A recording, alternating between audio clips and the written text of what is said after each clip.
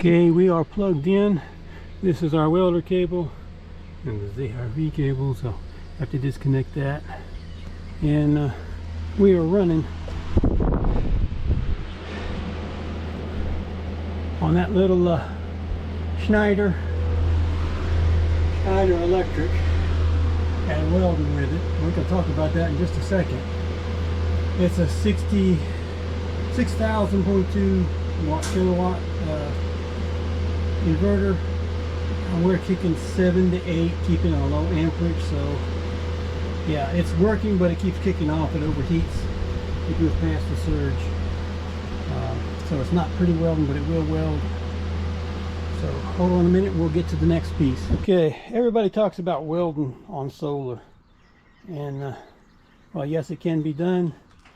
That is for a very little suitcase welder for light sheet metal stuff. If you are welding heavy plate metal from any kind of farm machinery, you need a bigger welder, and it will work, but you're going to need a much bigger inverter. We are running this. It's only pulling a 30 amp. I've got it in a 50 amp breaker, and hey, out. And we are overloading the inverter, the Schneider inverter. It's a 6,000.2 kilowatt inverter. So we're going past the surge at 7,000 to 8,000 kilowatts, trying to weld anything over a piece of sheet metal. And we are running a heavier rod, and nothing pretty. We've got some old 6013 on it. You see that? I probably should use a lighter rod for this, but I got a 50-pound box of this. I don't have a lighter rod right now, so you know, that's what we're using. It will weld up some of the stuff, but it looks bad. I hate putting it even on the camera. Even trying to fill in areas, I can only go so far without kicking the welder off. I'm overrunning it. This sheet metal here isn't as bad as the, you know, this heavy angle. If I get to this angle iron stuff, but again, this is a 1/8 rod, which takes a little bit more juice. It is a 6013, so it should burn pretty easy, but it is a heavy rod, and like I said, that's what I have, so that's what I'm using. A little suitcase MIG welder, if you were just doing the sheet metal, would be fine. My experience with these, I don't like the small MIG welders, and I don't have a big MIG welder, so once you get into the heavier metal, I prefer the stick. But this is really horrible welding, other than the fact that it will keep it from breaking and folding into the blades. It's functional, but it's horrible. You can weld with this. You know, there's your ground clamp, there's your welder. This is a Hobart stick and TIG welder, and I can't use the TIG because it's foot controls, and there's your power cord coming in. I simply can't control the foot pedals, but you can weld. You need to weld smaller things, and if you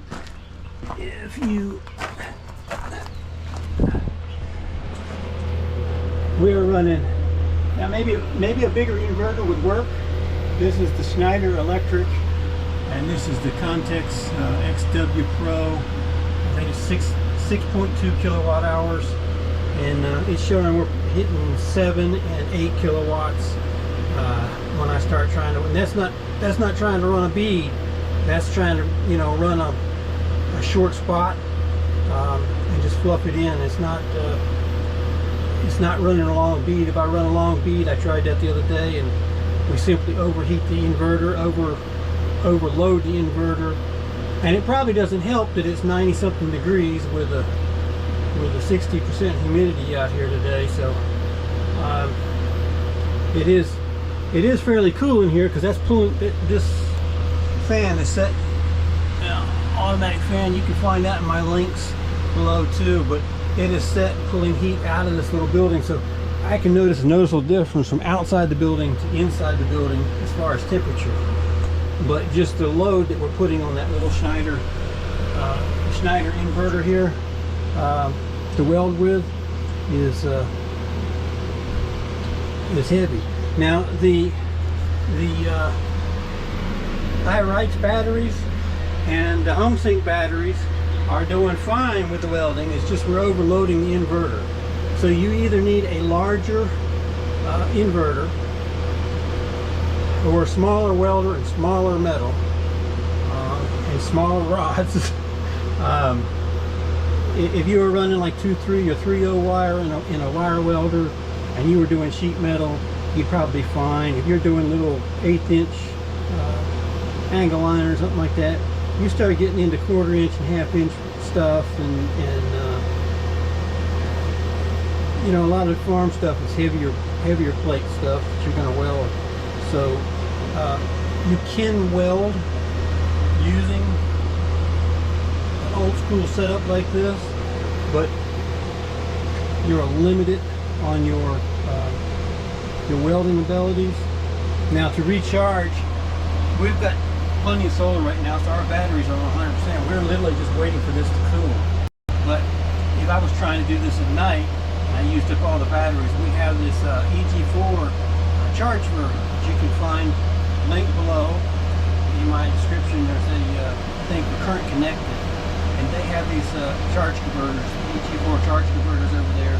They have batteries and inverters. They have some like an EG4 12K or 18K would be much better for the welding than the smaller inverter is.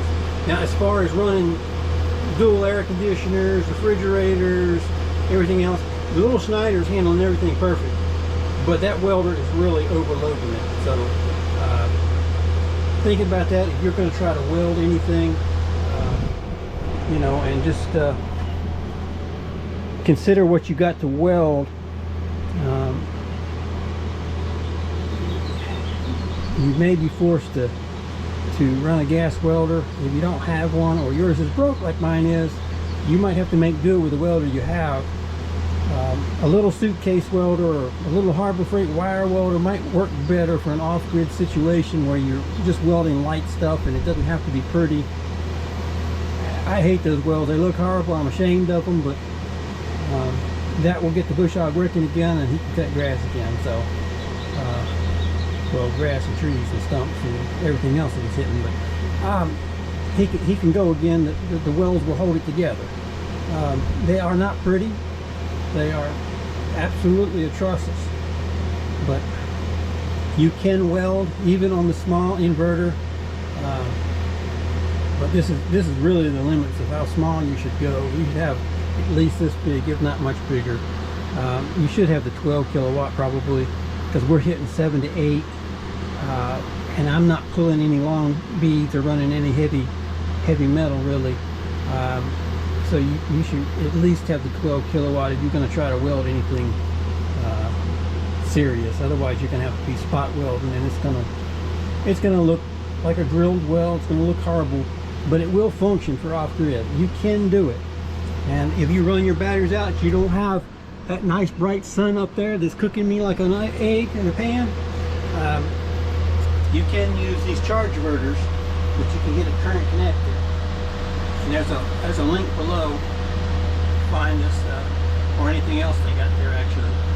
But these charge inverters, I really like that thing. It's worked out really well. We simply have it run down to a cord, and that cord runs out to plug into the generator. That one right there runs out the bottom of the building, plug into the generator, and it will recharge all 5 of these batteries. If we're, you know, we've been cloudy for the last week, and now we're frying. So we've got plenty of sun now, but if you got a week without sun or you're welding at night, you can use something like that. The old school transformer inverters work. I don't know if the new school would work. You know, something like Watt Cycle has a new 12,000 watt that I really love to get my hands on and try one of those. But I don't know if the newer hybrid inverters will hold up to the loads of a welder. I'm not talking about a little buzz box suitcase welder. I'm talking about a decent stick welder like back there. It's not an expensive welder, but it will weld 1-inch plate, and I got to weld 1-inch plate on stuff. With this setup here, I could never try to weld that much with it. I need more power than this can put out. So you can do it, but you're limited to the kind of stuff you can do. You can weld on solar, but I mean, they're lying to you if you see these other videos and say it's a breeze. You have to have a big enough inverter. The batteries are not limiting us. The Humsienks are working, the pyrites are working, they're staying full charge, the solar's coming in charge. The inverter itself is overheating. We're going past its surge capacity. Like I said, 6.2 kilowatts I think is the rating for this inverter, and it is pulling 7,000 to 8,000, which is in your surge capacity. Different inverters vary on their surge capacity, but this runs for a few minutes and then shuts down. It overheats, takes a few minutes, cools itself off, and then restarts. But once it starts doing it, you got to give it longer breaks in between. So really the inverter is our limiting factor. Like I said, there's lots of other inverters out there. The EG4, if you want to find something US made, you can get them current connected. I know they have the EG4 12K and 18K listed on their website. I don't think they have the Schneiders over there. And I don't know who carries Schneiders anymore. I guess you got to go directly to Schneider. I don't see any of the solar places really displaying the old school inverters. They still work. They're bulletproof.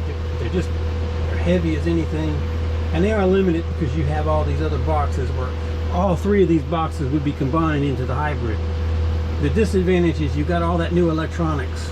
Like for example, I'd love to try one of the 12,000K watt cycle inverters they got out now that's supposed to take 24,000 watts of solar in PV.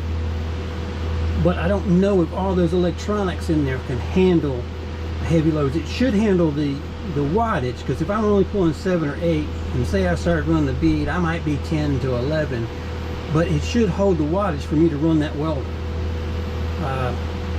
But I don't know if all the electronics in the newer hybrid inverters will hold up to the strain of the constant welding like these old welders will. The problem with the old welder is it's too small, or inverter is it's just too small. If it was a 12 kilowatt, or if I had two of these Schneider side by side and I had 12 kilowatt, I should be able to run beads all day long. But as a small inverter, it's, well, let me rephrase that, not small inverter. 6.2 is big for a lot of people. 6.2 is big enough to run both things, both RVs. Runs household refrigerators, ACs, lights, computers, servers, a whole load of stuff. But that welder just, it throws too much at it. If I had two of those together, or if I had a bigger inverter, but like I said, I don't know if the new hybrid inverters would hold up with the electronics. That if you go over the wattage, you'd want at least, I'd want at least a 12K. The 18Ks or 20Ks would be nice, or two 12s in parallel. But that's a lot of money for me and most other people. So normally you're going to end up with one inverter. I'd want at least a 12K, or you could buy the 18K EG4 for about the same money. It's not a huge difference between the 12 and the 18K, but the